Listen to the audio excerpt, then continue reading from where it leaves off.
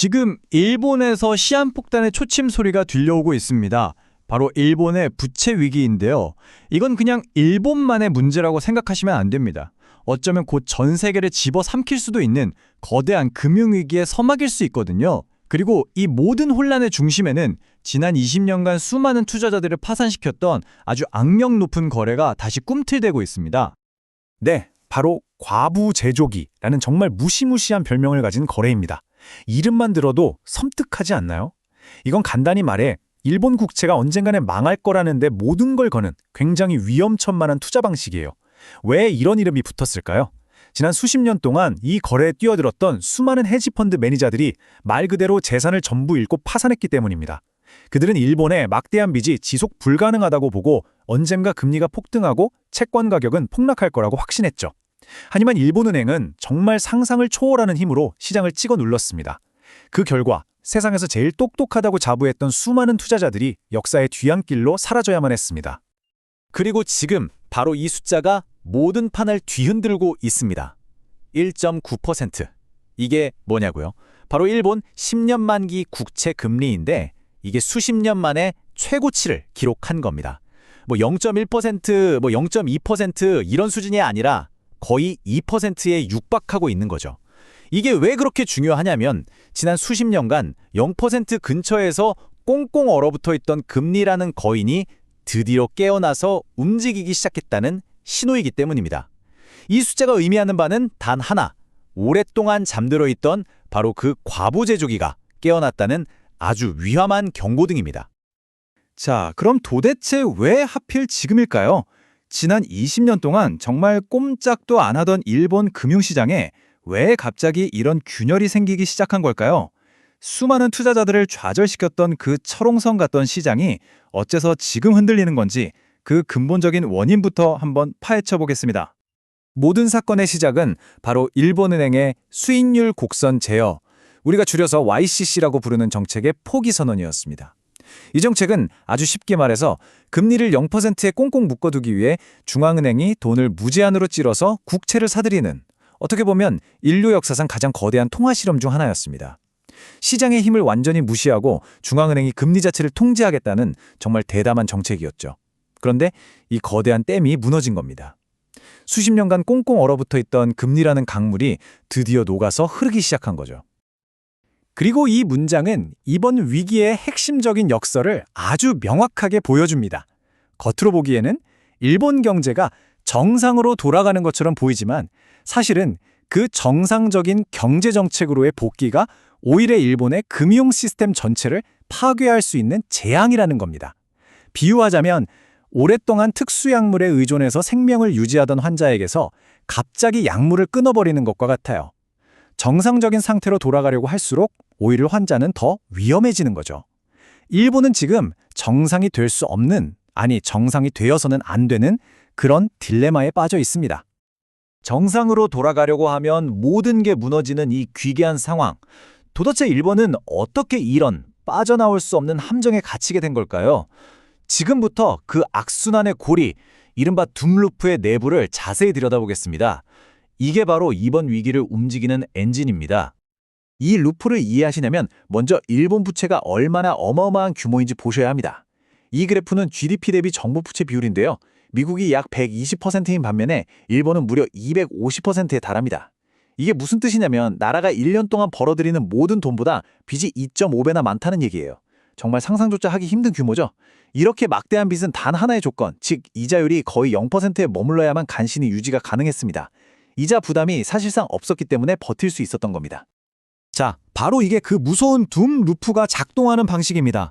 한번 같이 따라가 보시죠. 1단계, 엔화 가치가 너무 떨어지니까 일본은행이 이걸 막으려고 채권 매입을 중단합니다. 2단계, 그랬더니 시장의 유일한 큰손 구매자였던 중앙은행이 사라지자 국채금리가 하늘로 치솟고 정부의 이자 부담이 눈덩이처럼 불어납니다. 3단계, 정부가 파산할 지경에 이르니까 일본은행은 정말 울며 겨자 먹기로 다시 돈을 찍어서 국채를 사줄 수밖에 없게 돼요. 4단계, 그러면 어떻게 될까요? 당연히 시장의 엔화가 더 풀리면서 가치는 더 폭락하고 수입 물가는 더 오르겠죠. 5단계, 이 높아진 인플레이션은 다시 국채금리를 더 끌어올리는 압력이 됩니다. 6단계, 결국 이 모든 과정이 처음보다 훨씬 더 나쁜 상황에서 무한 반복되는 겁니다. 하나의 구멍을 막으려고 하니 다른 곳에서 더 큰 구멍이 터져버리는 완벽한 함정인 거죠. 이게 얼마나 심각한 문제인지 이 차트를 보시면 바로 알 수 있습니다. 금리가 거의 0%였던 시절에도 일본 정부는 전체 예산의 4분의 1, 그러니까 25%를 빚 이자로 냈습니다. 믿어지시나요? 세금으로 100만 원을 거두면 25만 원은 아무것도 하지 않고 순전히 과거에 졌던 빚의 이자로만 나갔다는 뜻입니다. 그런데 이제 금리가 1.9%를 향해 가고 있어요. 이자 비용이 앞으로 얼마나 폭발적으로 늘어날지 상상이 되시나요? 일부 분석가들은 금리가 2%만 되어도 일본 정부가 걷는 세금 전부를 이자로 내야 할지도 모른다고 경고합니다. 국방, 교육, 복지에 쓸 돈이 단 한 푼도 남지 않게 되는 겁니다. 자, 일본 내부의 폭탄은 이제 터지기 일보 직전입니다. 그런데 이 폭발은 일본에서 끝나지 않습니다. 지금부터 이 위기가 어떻게 전 세계로 퍼져나가는지 그 첫 번째 충격파를 살펴보겠습니다. 바로 일본 자본의 대탈출, 자금의 대귀환입니다. 이 숫자는 일본이 보유하고 있는 미국 국채의 규모입니다. 무려 1조 달러 이상이죠. 일본은 미국의 가장 큰 해외 채권국입니다. 지난 수십 년간 일본은 자국 내 제로금리 때문에 어쩔 수 없이 막대한 자금을 해외, 특히 미국으로 투자해왔습니다. 일본의 연기금, 보험사, 은행들은 조금이라도 더 높은 수익을 찾아서 전 세계로 돈을 뿌렸고 이 자금이 바로 세계 금융 시스템의 윤활유 역할을 해왔습니다. 미국 정부가 돈을 빌릴 수 있었던 것도 또 전 세계 기업들이 투자를 받을 수 있었던 것도 상당 부분 바로 이 일본 자금 덕분이었습니다. 하지만 이제 상황이 180도 바뀌었습니다. 이 그래프를 한번 보세요. 예전에는 일본 국채 수익률이 0에 가까웠으니까 4.5%를 주는 미국 국채가 훨씬 매력적이었죠. 하지만 이제 일본 국채 금리가 2% 가까이 오르자 이야기가 달라집니다. 굳이 환율 변동 위험까지 감수하면서 미국에 투자할 이유가 점점 사라지는 겁니다. 그래서 일본의 거대 투자자들이 전 세계에 뿌려뒀던 돈을 걷어들여서 다시 안전한 일본으로 가져오기 시작했습니다. 이것이 바로 자금의 대귀환입니다. 여기에 기름을 붓는 것이 바로 엔캐리 트레이드의 청산입니다. 이건 아주 쉽게 말해서 이자가 거의 없는 엔화를 공짜로 빌려서 수익률이 높은 미국 주식이나 다른 나라 자산에 투자해온 수십 년간 이어져온 글로벌 꿀단지 같은 거였어요. 전 세계 헤지펀드들이 이 전략으로 정말 막대한 부를 쌓았습니다. 하지만 이제 일본 금리가 오르면서 공짜 점심은 끝났습니다.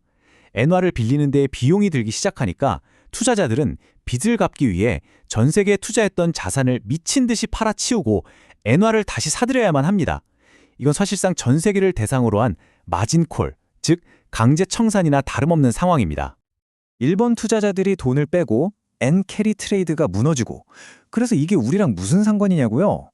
자, 지금부터 이 충격이 도쿄에서 월스트리트까지 그리고 결국 우리 삶에까지 어떻게 직접적으로 연결되는지 그 경로를 한번 따라가 보겠습니다. 이 비교표는 우리가 익숙한 2023년 실리콘밸리 은행 SVB 파산 사태를 통해 일본 지방은행들이 처한 숨겨진 위기를 아주 잘 설명해 줍니다. SVB가 금리 인상으로 보유 채권 가치가 폭락해서 파산했듯이 지금 일본의 수많은 지방은행들은 과거에 사들인 저금리 국채로 가득 차 있습니다.